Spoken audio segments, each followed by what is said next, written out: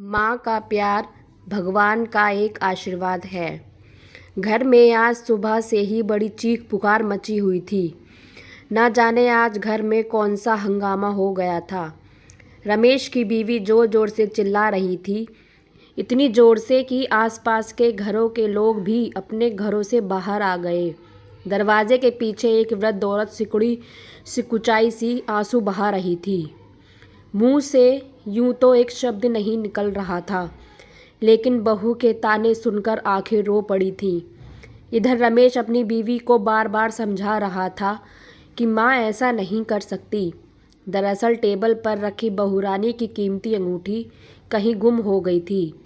पत्नी जोर जोर से चिल्ला रही थी कि ये बुढ़िया वहीं बैठी थी, इसी ने मेरी अंगूठी चुराई है। बेचारी माँ बेबस थी, अपने बेटे के तरफ से आस लगा के देख रही थी। शायद यही कुछ बोले बहुरानी ने तो समाज के आगे इज्जत उछालने में कोई कसर छोड़ी ही नहीं थी। हद तो तब हो गई जब पत्नी ने गुस्से में माँ का हाथ पकड़कर दरवाजे से अंदर खींचा। रमेश का आपा भी जवाब दे गया और उसने पत्नी के गाल पर एक जोरदार तमाचा मारा। अभी 2 महीने पहले ही शादी हुई थी। पत्नी को वो तमाचा सहन नहीं हुआ। वो गुस्से में पति पर चिल्ला के बोली, तुमको मुझसे ज़्यादा अपनी माँ पर विश्वास है, ऐसा क्यों? रमेश की आंखों से भी अब आंसू निकलने लगे और बोला, जब मैं बहुत छोटा था उसी समय मेरे पिताजी का देहांत हो गया था। तब मेरी माँ ने दूसरों के घरों में बर्तन मांजकर और झाड़ू लगाकर मुझे पाला।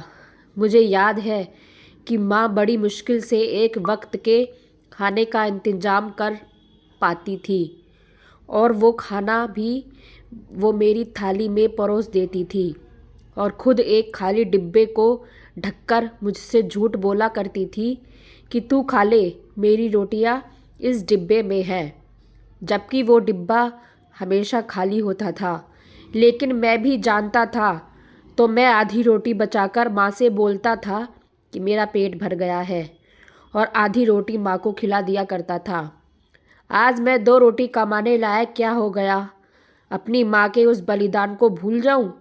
कैसे भूल जाऊं कि माँ ने मेरे लिए ना जाने अपनी कितनी ही इच्छाओं का गला घोट दिया। तुम तो मेरे साथ अभी केवल 2 महीने से हो, लेकिन मैंने तो माँ के पिछले 25 वर्षों से लगातार तपस्या करते देखा है।